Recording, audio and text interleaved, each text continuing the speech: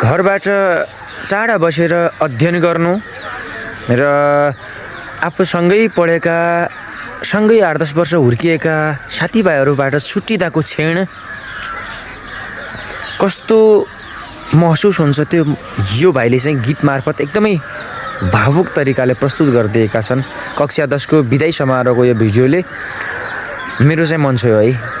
अनि तपाईहरुलाई चाहिँ कस्तो लाग्यो कमेन्ट गर्नु होला।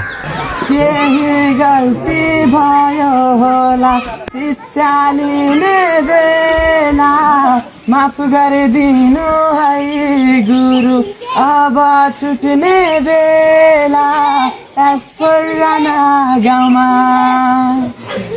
पढ्नलाई हो एस्पराना गाउँमा बस्नु है फर्की आउँछु म फर्की तिमी बिना चाहिँदैन मलाई यो दुनिया कति दक्ष गुरु वर्ग कति राम्रा साथी सधैँ राम्रो काम गरी स्कुलको नाममाथि एस्पराना गाउँमा पढ्नलाई हो एस्पराना गाउँमा बस्नु है फर्की आउँछु म फर्की तिमी बिना चाहिँदैन मलाई यो दुनिया।